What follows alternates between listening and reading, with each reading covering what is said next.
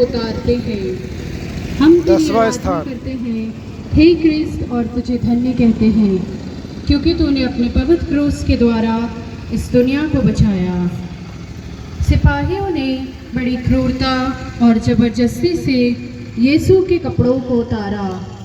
फल यह हुआ कि शरीर में चिपटे हुए कपड़ों को खींचने से उनके सब घाव फिर खुल गए और लहू जोर से बहने लगा।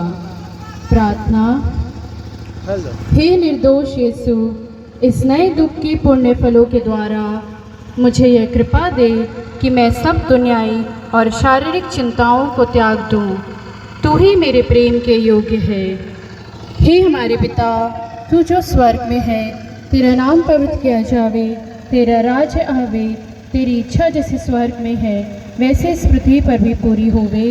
हमारा प्रतिदिन का आहार आज हमें दे, और हमारे अपराध हमें क्षमा दे जैसे हम भी अपने अपराधियों को क्षमा करते हैं, और हमको परीक्षा न डाल। प्रणाम मरिया, पिता कहो, प्रभु तेरे साथ है, धन्य तू स्त्रियों में, और धन्य तेरे गर्भ का फल यीशु।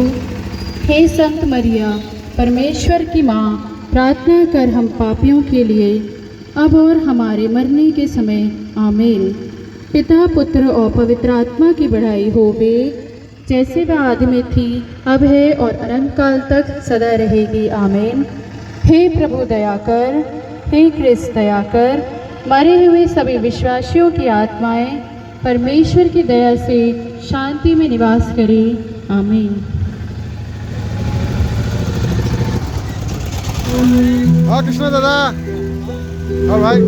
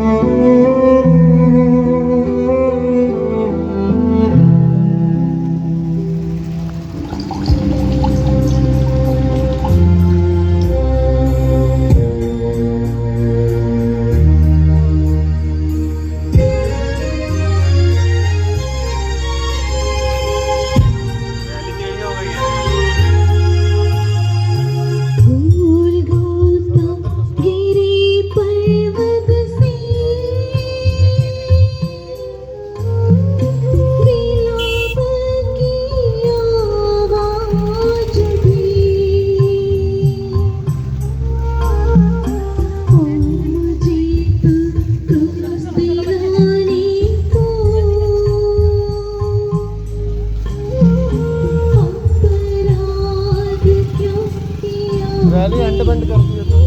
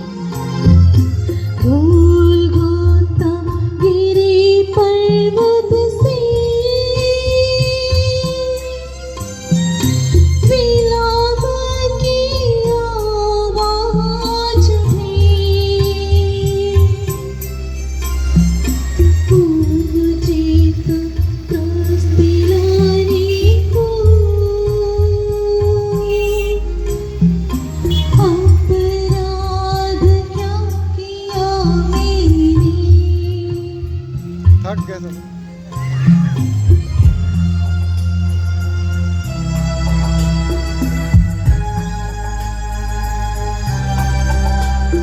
Power yes.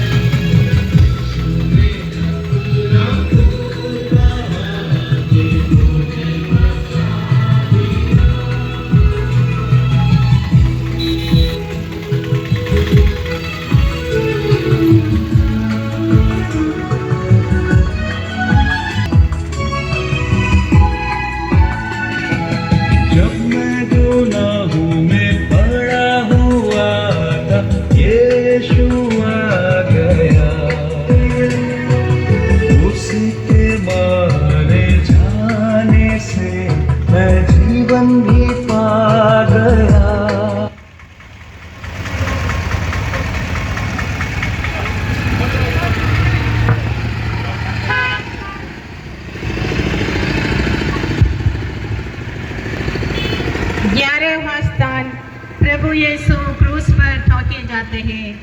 हम तेरी आराधना करते हैं, हे क्रिस्त, और तुझे धन्य कहते हैं, क्योंकि तूने अपने पवित्र क्रूस के द्वारा दुनिया को बचाया। सिपाहियों ने यीशु को क्रूस पर पटक दिया। वह अपने हाथ फैलाते हैं और हमारी मुक्ति के लिए अपने शाश्वत पिता को अपने प्राणों का बलिदान चढ़ाते हैं। वे निष्ठुर लोग उन्हें कीलों से क्रूस पर ठोकते हैं, फिर क्रूस को खड़ा करके और गाड़ के वे उन्हें भयानक कष्ट में अपमान के साथ क्रूस पर मरने देते हैं। प्रार्थना। हे निंदा से लगे हुए यीशु, मैं माता मरियम के समान सदा तेरे पास रहूं। मेरा हृदय सदा तेरे चरणों में लीन रहे, तुझे प्यार करे और तुझको कभी ना छोड़ दे। हे पिता हमारे जो स्वर्ग में है, तेरा नाम पवित्र माना जाए, तेरा राज आवे, तेरी इच्छा जैसे स्वर्ग में है वैसे पृथ्वी पर भी पूरी होवे। हमारा प्रतिदिन दे, हमारे अपराध भी क्षमा कर, जैसे हमें अपने अपराधियों को क्षमा करते हैं, और हमें परीक्षा में न डाल, परंतु ज्ञान से बचा हमें। प्रभु तेरे साथ है,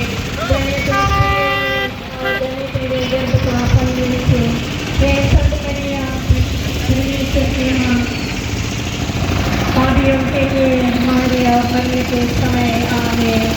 हे प्रभु दया कर, हे कृष्ण दया कर, मेरे प्रिय विश्वासियों की आत्माएं ईश्वर की दया से शांति में निवास करें आमीन। मेरे प्रिय साथियों, बहुत सी बातों में प्रभु यीशु मसीह ने भी हमारे तरह मानव जीवन जीने के लिए भेजे गए थे। उनके और हमारे जीवन की तुलना ना तो समंदर की गहराइयों में पहुंचकर देखा जा सकता है और न ही सागर के मंथन के उफान में ढूंढा जा सकता है, क्योंकि उन्होंने एक परिपूर्ण जीवन जिया।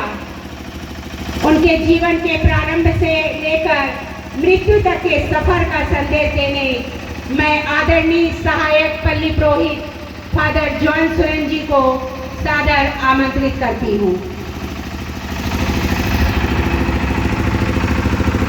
प्रिय शहडोल नगर वासियों, यह 2025 गुड फ्राइडे आपके परिवार में, आपके जीवन में आशीष बरकत लावे। बाइबल बताती है कि ईश्वर ने जगत को रचा और वह पशु पक्षी को बनाया, वृक्ष को बनाया, वह बादल अग्नि वायु सबको बनाया। वह इसलिए कि वे परोपकार देते गए। जब ईश्वर ने मनुष्य को बनाया तो मनुष्य कहीं ना कहीं अपने परोपकार के लक्ष्य से भटक गया। वृक्ष फल देती रही, बादल पानी बरसाते रहे और नदी नीर बहाती रही, मगर मनुष्य स्वार्थ हो गया। और जब ईश्वर ने इस बात को देखा तो अपने एकलौते पुत्र को मानव जाति के लिए भेजा कि वह लोगों को भलाई के बारे में बताए, परोपकार के बारे में बताए। और इसलिए यीशु मसीह बलिदान देने के लिए आए। हम आसपास अपने नगरों में, अपने राष्ट्र में सुनते हैं जब कोई अच्छा आदमी मर जाता है तो यही कहा जाता है कि इस राष्ट्र को बहुत नुकसान हुआ है, हमारे समाज को नुकसान हुआ है, हमारे परिवार को नुकसान हुआ है फलाना के चले जाने से। परंतु प्रभु यीशु जब मारे गए प्रिय मित्रों, तो एक व्यक्ति कहता है यूहन्ना रचित सुसमाचार 18:14 में कि एक व्यक्ति का मर जाना सारे राष्ट्र के लिए अच्छा था। यहाँ तक कि वहाँ की नारियां यह कहने लगी कि यीशु का रक्त हम पर और हमारे बच्चों पर, अर्थात प्रभु यीशु की मृत्यु अच्छाई के लिए हुआ।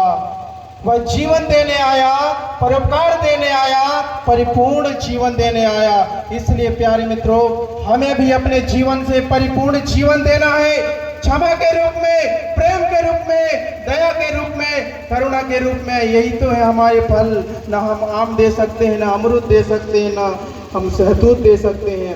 यही है हमारे मानव मूल्य, हमें इन्हें बनाए रखना है। आशीष दे ईश्वर परमेश्वर आपके जीवन में, आमीन।